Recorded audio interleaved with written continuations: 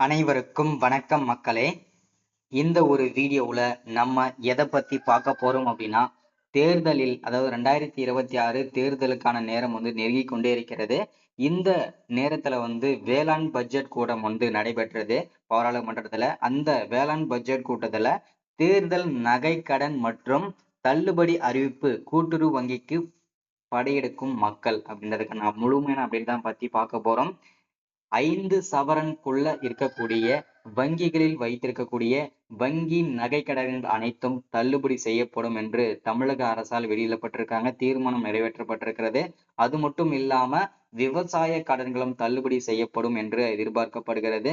அதற்காக கிட்டத்தட்ட 1477 கோடி ரூபாய் ஒதுக்கி இருக்கிறதாகவும் தகவல் தெரிவிச்சிருக்கிறாங்க. கூட்டுறவு சங்கங்களுக்கு பாத்தீங்கன்னாக்க இந்த அப்டேட் கிடைச்சிருக்குது. அது மட்டும் இல்லாமல் மீண்டும் விவசாயிகளுக்கு 17,000 கோடி மீண்டும் விவசாய கடன் வழங்க போவதாகவும் தகவல் தெரிவிச்சிருக்கிறாங்க. அது மட்டும் இல்லாமல் விவசாய கருவிகளுக்கு 50% 80% வரை மானியம் வழங்கப்படும் என்று எதிர்பார்க்கப்படுகிறது. அதற்கான தீர்மானங்களும் போடப்பட்டிருக்கிறது.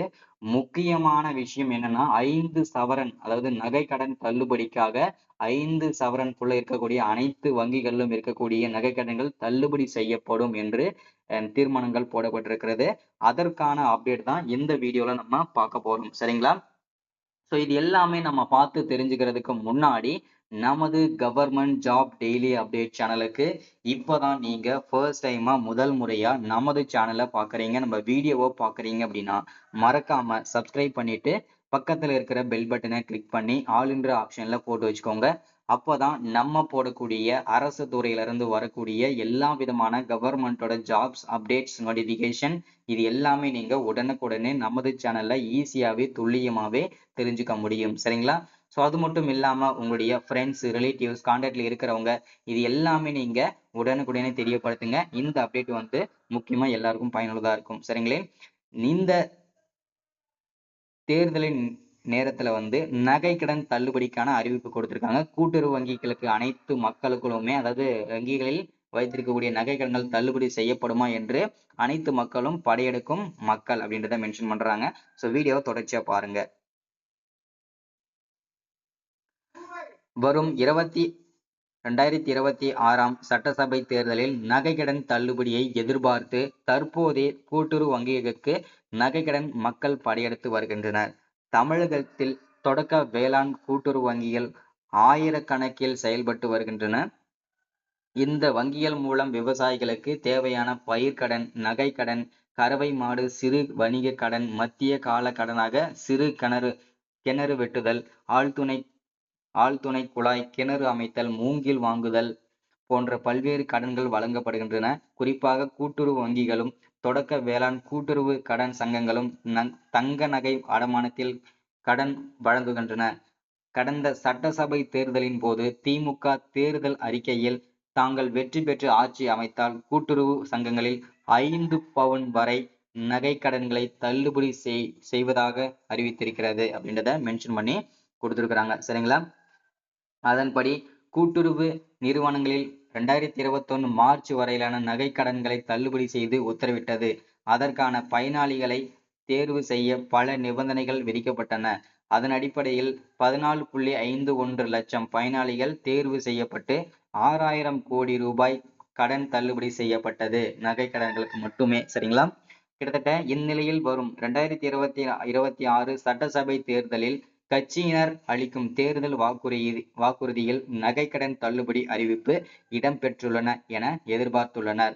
ஆனால் தற்போதைய கூட்டுறவு நிறுவனங்களில் தங்க நகைகளை அடமானம் வைத்து நகை கடன் பெறுவதற்கான ஏராளமானோர் படையெடுக்கின்றனர். குறிப்பாக சேலம், நாமக்கல் மாவட்டங்களில் அதிக அளவில் நகை கடன் பெறுவதற்காக பெண்கள் ஆர்வமாக உள்ளனர் அப்படின்றத மென்ஷன் பண்ணி அபிஷியலாவே நமக்கு கிடைச்சிருக்குது. சரிங்களா? ஸோ யாரெல்லாம் பாத்தீங்கன்னாக்கா நகைக்கடன் கூட்டுறவு வங்கிகளில் வைக்கணும்னு நினைக்கிறீங்களோ கண்டிப்பா நீங்களும் கொண்டு போய் வச்சுட்டு நீங்க தள்ளுபடி கண்டிப்பா எதிர்பார்க்கலாம். இது எல்லாமே 5 பவுனுக்குள்ள இருக்கணும். அவங்களுக்கு எல்லாமே கண்டிப்பா தள்ளுபடி செய்யப்படும் என்று அதிகாரப்பூர்வமாக சட்டசபையில தீர்மானங்கள் போடப்பட்டிருக்கிறது. பெரும் மகிழ்ச்சியை நமக்கு தெரிவிக்குது. சரிங்களா? ஸோ அடுத்த வீடியோவில் நம்ம பாத்தீங்கன்னாக்கா இதை வீடியோட தொடர்ச்சியா பாத்தீங்கன்னாக்கா விவசாய பயிர்க்கடன்களுக்காக எவ்வளவு கோடி ஒதுக்கப்பட்டிருக்கிறது, எவ்வளவு கோடி பயிர்க்கடன் வந்து தள்ளுபடி செய்ய போறாங்கன்றதுக்கான அப்டேட்டுமே பார்த்துடலாம். இங்க தெளிவா மென்ஷன் பண்ணி கொடுத்துருக்காங்க பாருங்க. பயிர் நகை அடமான கடன்கள் தள்ளுபடி தொகையில் ரூபாய் 1104 கோடி கூட்டுறவு வங்கிக்கு விடுவிச்சிருக்கிறாங்க. இதை பத்தின முழு அப்டேட்டுமே பார்க்கலாம். பயிர்க்கடன் நகை அடமான கடன் தள்ளுபடி தொகையில் ரூபாய் 1104 கோடி ரூபாய் மத்திய கூட்டுறவு வங்கிக்கு தமிழக அரசு விடுவித்துள்ளது. இதனால் நிதி சுமையில் இருந்து வங்கிகள் தப்பித்தன. அதே நேரம் மீதமுள்ள 2185 கோடியை ஒதுக்க ஜூன் வரை ரிசர்வ் வங்கி கால அவகாசம் அளித்துள்ளது.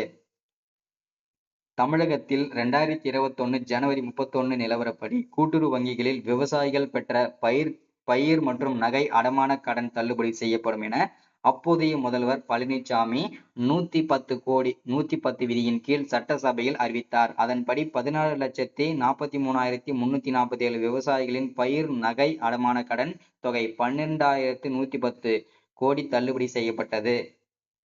இந்த கடன் தள்ளுபடி தொகையை மத்திய கூட்டுறவு வங்கிகளுக்கு அவ்வப்பொழுது தமிழக அரசு விடுவித்து வந்தது. நிலுவைத் தொகையாக 3,280 கோடியே வங்கிகளுக்கு வழங்காமல் அரசு வைத்திருந்தது. இந்த தொகையை 2025 மார்ச் 31க்குள் விடுவித்தால் மட்டுமே தேசிய வங்கிகள் கூட்டுறவு வங்கிகள் கடன் பெற தகுதி பெறலாம் என ரிசர்வ் வங்கி தெரிவித்தது. இதையடுத்து தமிழக அரசு ரூபாய் 1,104 கோடி வங்கிகளுக்கு விடுவித்து மீத தொகை 2,185 கோடியை விடுவிக்க கால அவகாசம் வேண்டும் என கோரிக்கை வைத்தது. இதையடுத்து கடன் நிலுவைத் தொகை 2,185 கோடியை 2025 ஜூன் இறுதிக்குள் மத்திய கூட்டுறவு வங்கிக்கு விடுவிக்க வேண்டும் என கால அவகாசம் அளித்து ரிசர்வ் வங்கி தமிழக அரசுக்கு அறிவித்து கொடுத்திருக்கிறாங்க. நிதி தட்டுப்பாட்டு பிரச்சனை தீர்வு. மத்திய கூட்டுறவு வங்கி அதிகாரி கூறியது என்னன்னா, நிதி சுமையில் தவித்த மத்திய கூட்டுறவு வங்கிகளுக்கு தமிழக அரசு நிலுவைத் தொகை 1,104 கோடியை விடுவித்தது. வங்கிக்கு ஏற்பட இருந்த நிதி இழப்பு பிரச்சனையை சமாளிக்க உதவும். இதன் மூலம் மத்திய கூட்டுறவு வங்கி தொடக்க கூட்டுறவு கடன் சங்கங்கள் நிதி தட்டுப்பாடின்றி செயல்படுத்த ஏதுவும் அமையும் என்றார். ஸோ அப்படின்றத மென்ஷன் பண்றாங்க. மீண்டும் விவசாயிகளுக்கு கிட்டத்தட்ட 1,477 கோடி ரூபாய் விவசாய பயிர்க்கடன்கள் தள்ளுபடி செய்யப்படும் என்று தீர்மானங்கள் போடப்பட்டிருக்கிறது.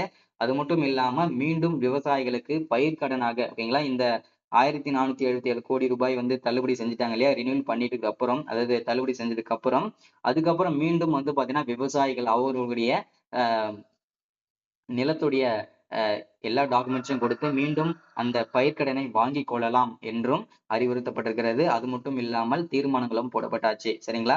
சோ அது மட்டும் இல்லாமல் 5 சவரனுக்குள்ள இருக்கக்கூடிய நகை கடன்களும் தள்ளுபடி செய்யப்படும் என்று அதிகாரப்பூர்வமாக சொல்லியிருக்கிறாங்க.